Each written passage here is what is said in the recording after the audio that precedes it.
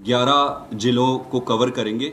इसके बाद का शेड्यूल आने वाले कुछ दिनों में आपसे शेयर करेंगे। मोटा मोटी अगर आप हरियाणा की राजनीति को देखेंगे तो ये बड़ा स्पष्ट है कि भारतीय जनता पार्टी इस बार पूरी तरीके से हरियाणा से साफ होने वाली है।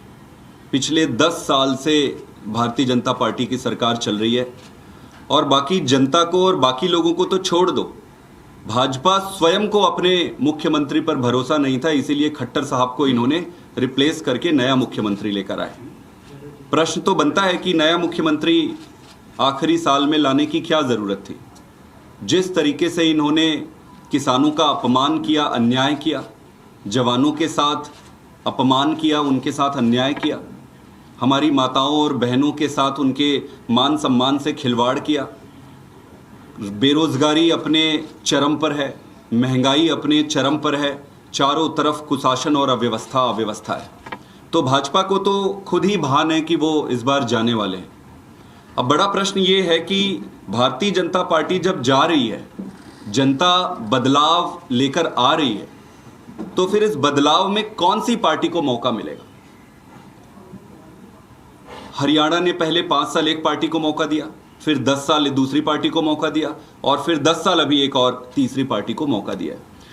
सारी पार्टियों को हरियाणा ने मौका दिया। कोई भी ऐसी पार्टी नहीं है हरियाणा में जो ये कहेगी कि भाई साहब मेरे को मौका नहीं दिया। कोई कंप्लेन कर ही नहीं सकता है। हरियाणा की जनता ने बड़े दयालुता से सबको मौका दिया। प्रश्न ये है कि क्या इन सारी पॉलिटिकल पार्टियों ने अपनी जिम्मेदारी का निर्वहन किया? क्या इन्होंने जनता की वो सेवा करी जो जनता चाहती थी?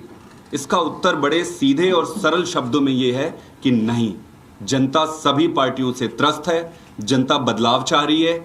इस बार पहली बार उनके सामने अरविंद केजरीवाल जी आम आदमी पार्टी लेकर वहां हरियाणा में उतरे हैं, तो एक बदलाव के लिए एक नया और एक अच्छा ऑप्शन पूरी हरियाणा की जनता के सामने है। हरियाणा की जनता ने पंजाब के काम को देखा है, दिल्ली की सरकार को देखा है।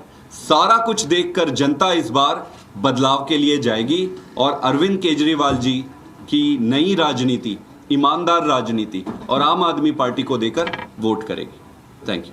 संदीप सर, अरविंद जी पहली बार जा रहे हैं, आप लोग गठबंधन की कोशिश भी कर रहे थे हरियाणा में कांग्रेस के साथ, कितना बड़ा थ्रेट मानते हैं आप लोग कांग्रेस के लिए?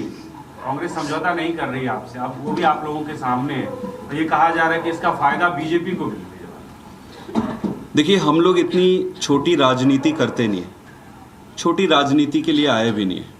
सब कुछ न्योछावर करके राजनीति में आए हैं।